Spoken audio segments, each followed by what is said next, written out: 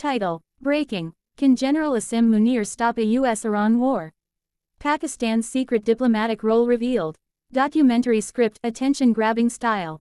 The Middle East is once again standing on the edge of uncertainty.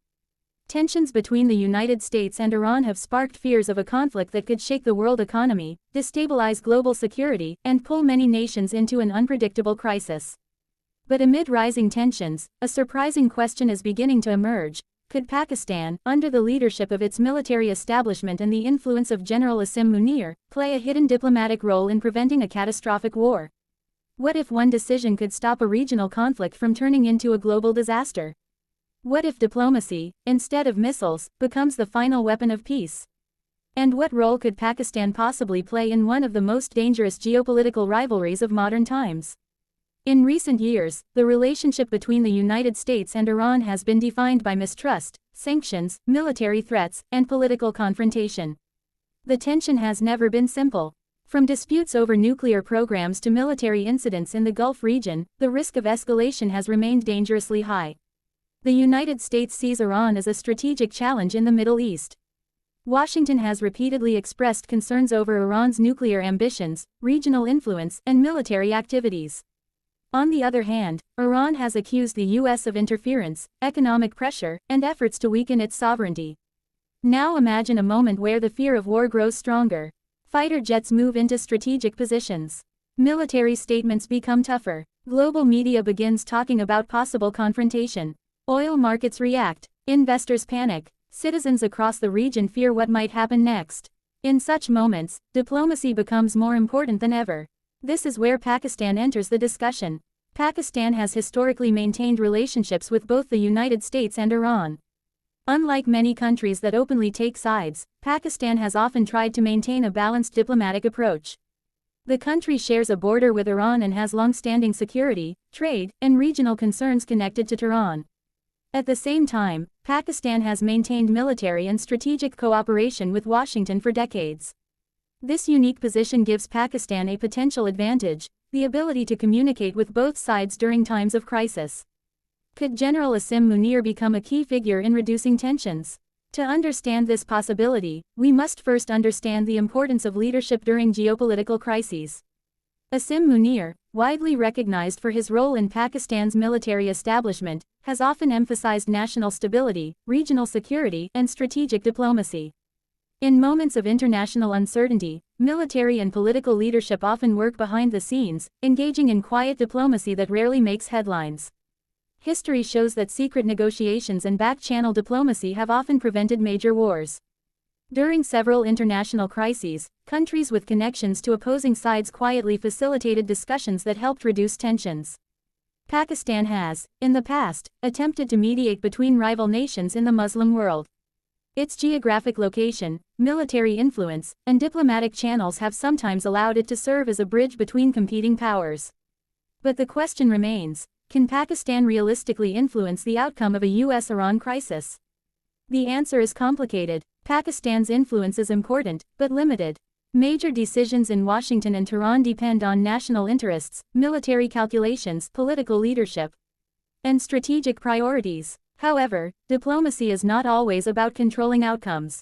Sometimes, it is about preventing misunderstandings, opening communication channels, and reducing the risk of miscalculation. A war between the United States and Iran would not affect only two countries.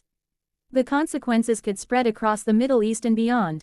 Oil prices could skyrocket, regional economies could suffer, trade routes might face disruption, refugee crises could emerge, global financial markets could experience instability. Countries like Pakistan, which are geographically close to the region, would face economic and security pressures. This is why preventing escalation matters. Imagine missiles flying across strategic locations. Imagine military retaliation triggering counterattacks. Imagine international alliances becoming involved. A regional conflict could quickly transform into a global security emergency. This is the nightmare scenario diplomats want to avoid. And that is why negotiations, whether public or secret, are always important. If Pakistan chooses to play a diplomatic role, it would likely focus on encouraging dialogue rather than taking sides. The objective would be simple: reduce tension, avoid war, and support regional peace. General Asim Munir's role, if any diplomatic efforts are underway, would likely involve security coordination, regional communication, and strategic consultations. However, public confirmation of behind-the-scenes diplomacy is often limited during sensitive geopolitical situations. Another major factor is global power politics. The Middle East is not influenced by only America and Iran. Countries like Saudi Arabia, China, Russia, and regional allies closely monitor every development. Each nation has its own interests, fears, and strategic calculations. Could another diplomatic breakthrough happen? History suggests it is possible. Many conflicts that once seemed unavoidable were eventually resolved through negotiation. Political enemies have sat at the same table before. Peace talks have happened after years of hostility. Even when public rhetoric sounded aggressive, secret diplomatic discussions often continued behind closed doors.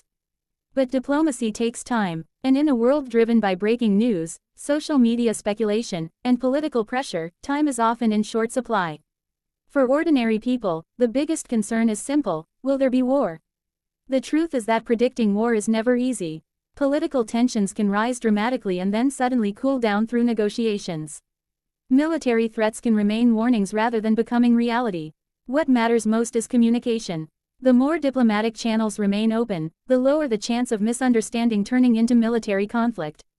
Could Pakistan become one of those channels? Possibly. Could General Asim Munir help reduce tensions?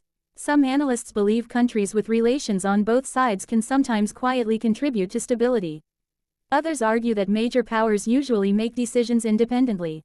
Either way, one reality remains clear: the stakes are incredibly high.